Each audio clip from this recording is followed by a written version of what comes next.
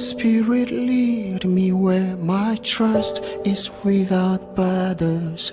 Let me work upon the waters, wherever you would call me. Take me deeper than my feet could ever wander, and my faith will be much stronger in the presence of my Savior. Spirit, lead me where my trust is without borders. Let me walk upon the waters, wherever you would call me. Take me deeper than my feet could ever wander, and my faith will be made stronger in the presence of my Savior. Call me out upon the waters, the great unknown, where feet may fail. And there I find you in the mystery and oceans deep. My faith will stand. Your grace abounds in deepest waters. Your sovereign hand will be my guide. Where feet may fall and fear surrounds me, you never failed, and you won't stop now.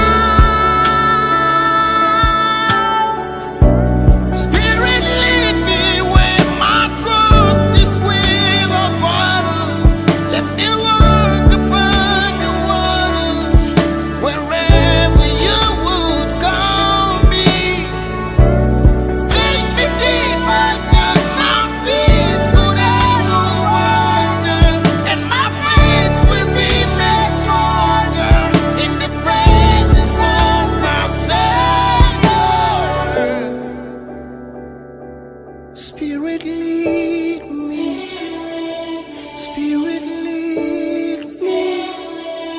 Spirit, lead me. Take me deeper. Take me deeper.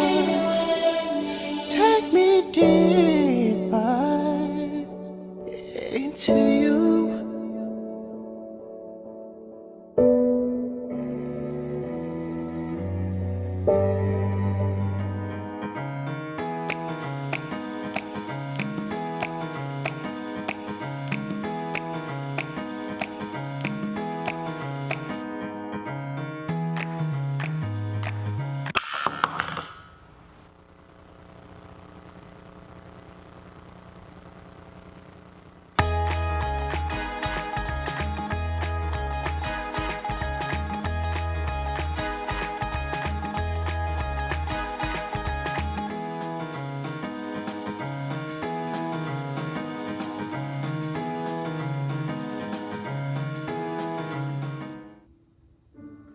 Well, thank God I'm not like that person.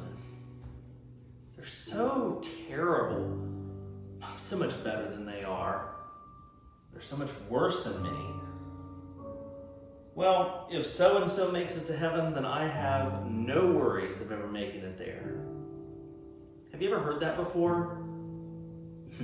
Maybe if you're like me, maybe you've said that before.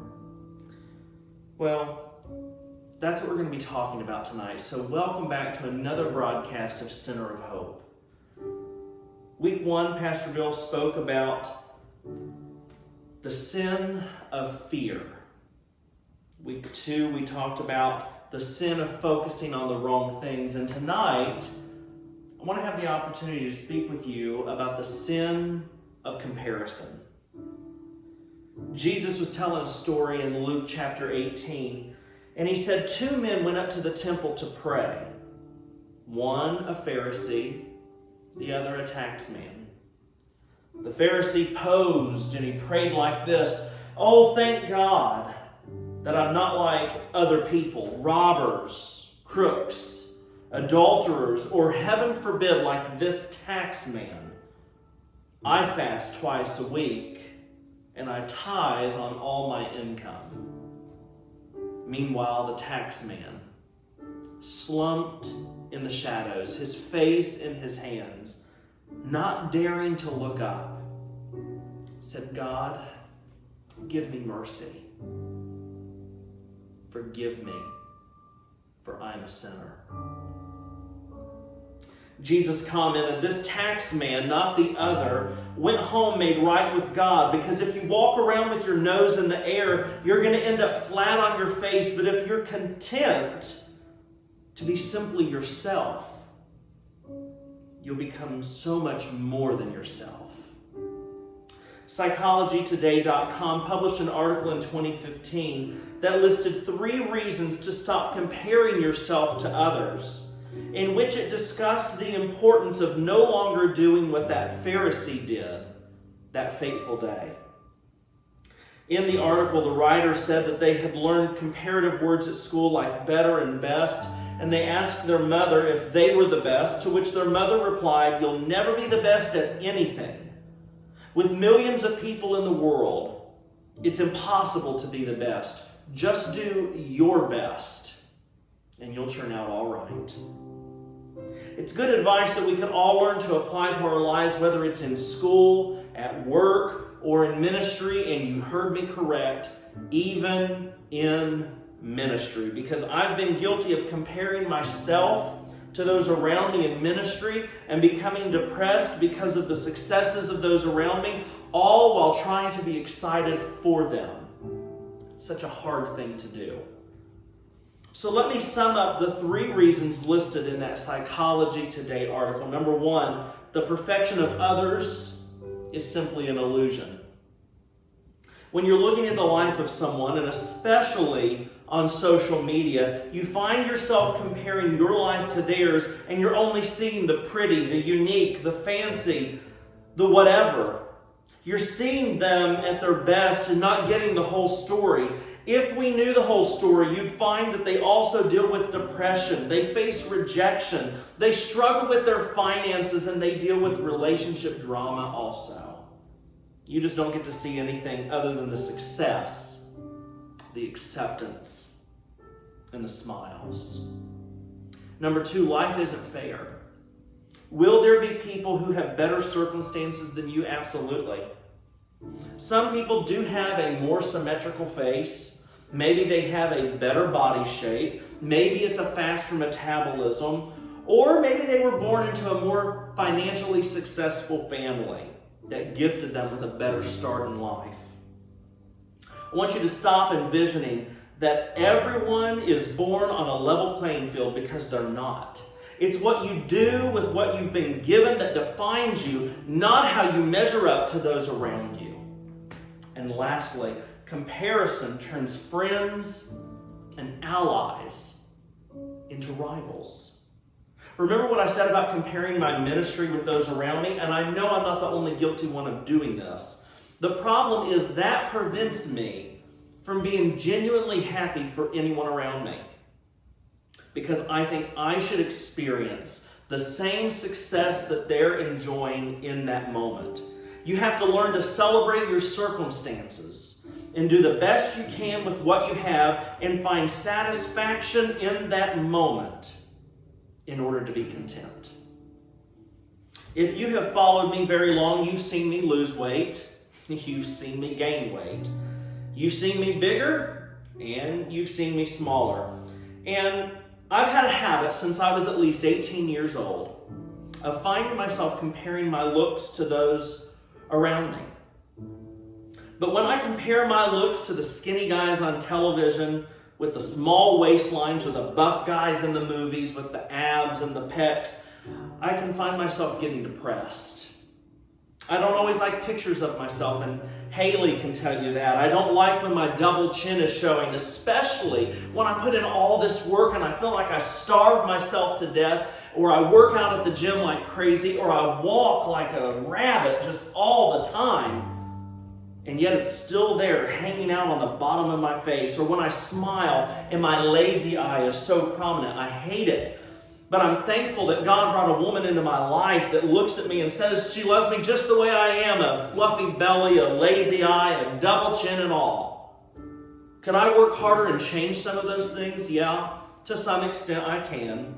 And you're going to hear me talk about those in the weeks to come. But knowing that I don't need to compare myself with everyone around me, fearing that the woman that I love is always looking around for something better, is such a relief. But the beauty is, it's so much more powerful when we think about it in terms of how God sees us. We spend our valuable time that we could be utilizing telling people about Jesus, and we spend it comparing ourselves to those around us. Churches against churches, preachers against preachers, athletes against athletes, managers against managers, students against students, and it goes on and on. We're conditioned for this lifestyle from the time we take our first breath, but it isn't healthy, it isn't productive, and it isn't beneficial to us. I've had the privilege of serving in multiple church roles throughout my life, starting with being a church clerk, working my way up the ministry ladder, so to speak, to being called to be the lead pastor of 2 different churches. And along the way, I served on a youth committee. I was their treasurer, and we were planning a big event for the community, a church lock-in. We had chaperones together. We were planning an exciting event. It was going to feature some fun games, volleyball, basketball, all kinds of fun stuff.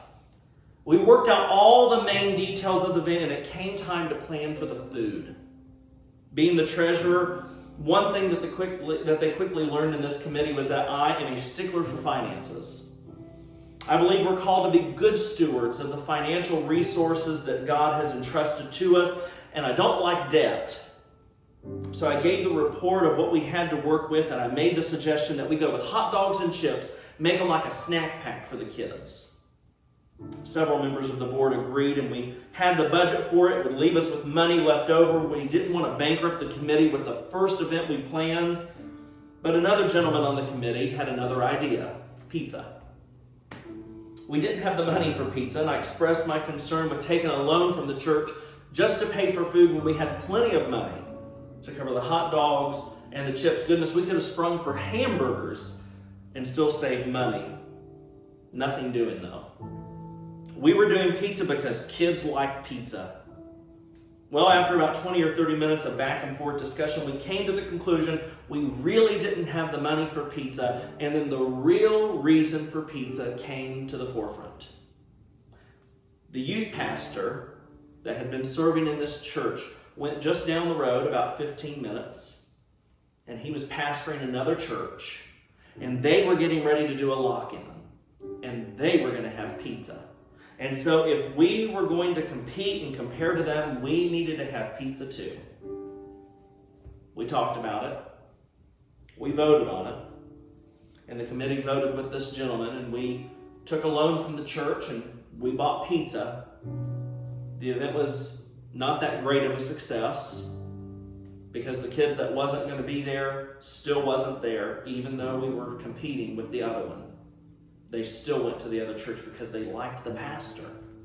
They were satisfied there. But we did our best. We got that pizza. Well, I resigned my position on the committee. Now, I've counseled multiple churches, and I don't want this to be misunderstood.